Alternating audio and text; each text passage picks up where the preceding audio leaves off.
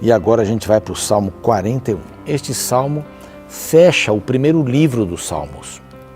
Os Salmos, 150 capítulos, são divididos, em livros. Até o capítulo 41 é o primeiro livro de Salmos. O segundo livro de Salmos vai do 42 ao 72.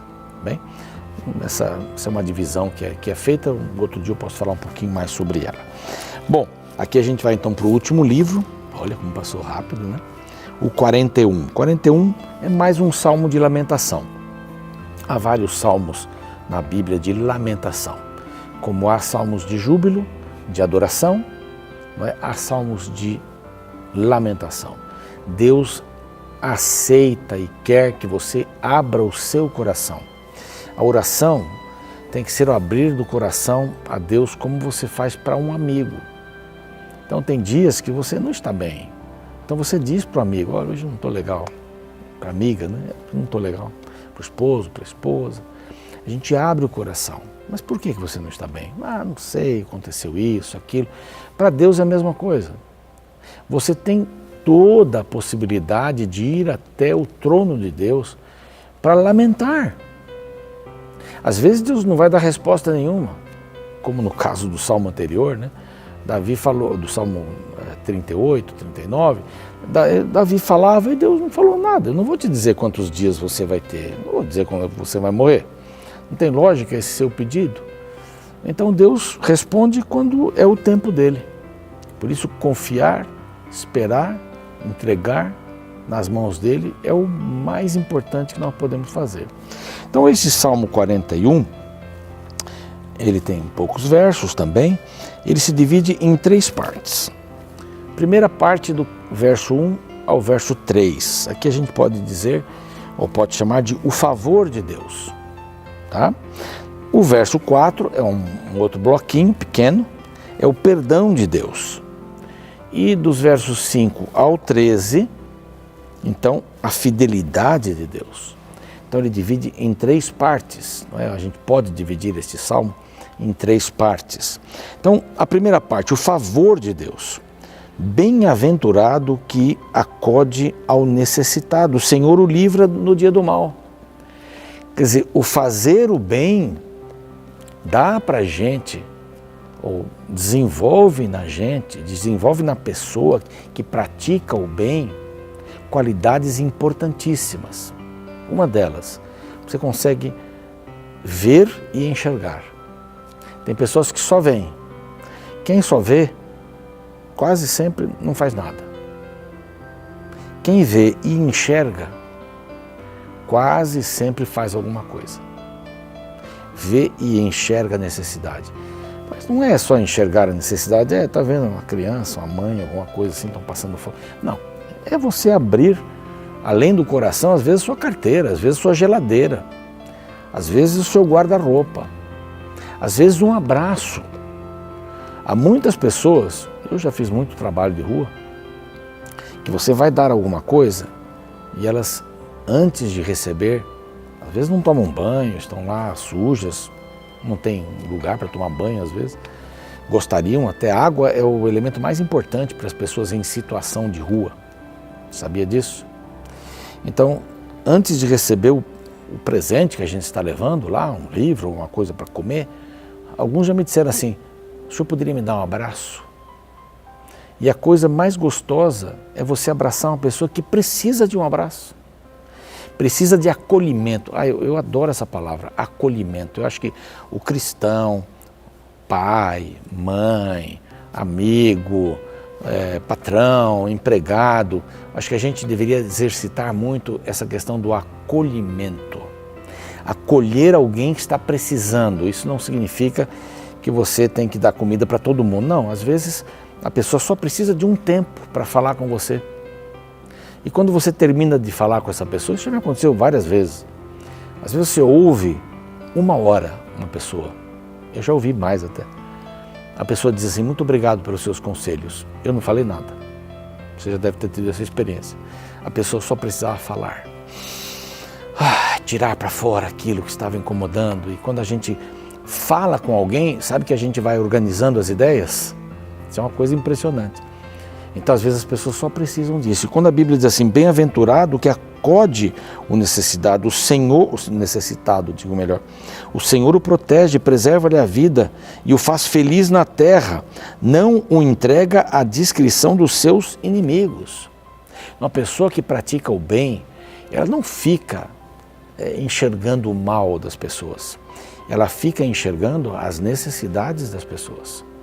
Às vezes alguém grita conosco e uma pessoa do bem vai ver aquilo e não vai tirar o episódio, ela vai tentar se aprofundar. Por que essa pessoa está assim? O que eu posso fazer para melhorar a vida dela? Mas a gente geralmente não tem paciência para isso. A gente não tem paciência de enxergar e não tem paciência de escutar. A gente vê muito e ouve muito, mas escutar e enxergar são coisas mais profundas, muito mais profundas.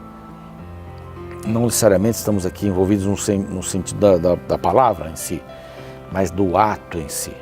Então, quando ele diz aqui, ele vai se dar bem até com os seus inimigos. Por quê? Porque é uma nova perspectiva, um novo olhar que você desenvolve. Quanto mais você faz isso, mais você desenvolve o enxergar e o escutar. Às vezes você está casado, está casada e não escuta o seu cônjuge. Ouve, mas não escuta. Ouve um filho, uma filha, mas não escuta. Como nós estamos precisando de mais pessoas que escutem. E um amigo meu, pastor José Maria Barbosa, um abraço para ele. Ele me ensinou muitas coisas na vida, está aposentado hoje. Ele diz assim, nós temos uma boca e dois ouvidos. Me diga lá qual é a proporção que a gente deve usá-los. Então ele dizia nas suas palestras, a gente tem que mais ouvir do que falar. E as pessoas hoje numa rodinha, a gente fica falando e quer falar, e quer falar, e quer falar. Todo mundo está falando, de repente alguém respira, você entra. Você só fica esperando alguém respirar para entrar e falar. Você quer falar. E parece que as pessoas não estão prestando atenção no que está falando, não estão escutando, só estão ouvindo. Porque quando você termina de falar, a outra fala. E parece que não comenta nada sobre o que você falou. É assim. Aqui ele diz assim, eu vou ajudar essa pessoa que enxerga, que escuta. Então, a primeira parte é o favor de Deus. Ele protege, ele faz feliz na terra, ele assiste no leito da enfermidade. É o verso 3, o Senhor assiste no leito da enfermidade, na doença, tu lhe afofas a cama. Eu leio esse verso, às vezes, quando eu vou visitar um enfermo, e é muito lindo. Assim, o Senhor, ele assiste no leito da enfermidade, na doença, tu lhe afofas a cama. Para aquele que consegue escutar, para aquele que consegue enxergar. Então, 3 coisas, protege, faz feliz na terra e afofa a cama na enfermidade. Então, o verso 4 é o aspecto do perdão. Compadece de mim, Senhor, sara a minha alma, porque pequei contra ti. Sara a minha alma. Eu pequei contra ti. Aqui não é uma questão de enfermidade, aqui é de culpa e perdão. Quantas pessoas têm carregado na vida culpas imensas e às vezes começaram bem pequenas, mas acabaram crescendo, porque a gente não resolve. Quando a gente briga com o cônjuge e não resolve na hora, ou em pouco tempo, ele fica maior para o dia seguinte, vai ficar maior ainda para o outro dia, e de repente alguém vai dizer assim, naquele dia também você, e pronto, vai tirar coisa lá do passado, e toda vez que você vai tirar um defunto, exumação, né? Fede, sempre fede. É assim, não vai mexer, cavocar, tirar as coisas lá do passado. Então resolva, muito importante, culpa e perdão. A gente tem que trabalhar, não vamos carregar a culpa, também não vamos dividir a culpa. Ah, foi ele, foi ela, foi isso, foi o tempo, foi o trânsito. Não, vamos assumir a culpa e vamos resolver a questão da culpa, buscar o perdão. Então, o favor de Deus, o perdão de Deus e a fidelidade, agora que é a última parte de Deus. Fidelidade, o verso 5. Os meus inimigos falam mal de mim. Quando morrerá, ele perecerá o nome. Quando é que eles vão parar de falar mal de mim? Que falem mal de mim, né? Eu não estou preocupado com isso. Mas se eu não devo, eu não temo. Mas os meus inimigos, aqui no caso de Davi, vinham falando coisas de mim. Aqui ele já era rei quando ele escreveu isso. E até cita uma situação aqui, já vou chegar nela aqui. Bom, fidelidade de Deus. Davi pede esse livramento. Verso 6. Se alguns deles me vêm visitar, dizem coisas vãs, amontoando no coração malícias, ensaindo, é disso que fala. Quer dizer, eles se alegram com a dor do outro. Eles não querem resolver o problema do outro. Basta eu não ter dor.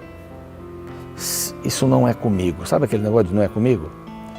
Esse negócio de fazer uma fogueira no fundo de casa e queimar um monte de coisa velha, isso não é camada de ozônio, isso não é comigo, é tão pouco, mas olha, é com você. Imaginou se todos fizessem o que você fez? Eu estou vendo alguém necessitado, mas isso não é comigo, o governo vai ajudar. Não, eu tenho que ajudar. O que eu vejo, eu tenho que tentar solucionar de alguma maneira. Há coisas que eu não tenho, meu braço não alcança. Eu posso ver aí, posso ajudar pessoas.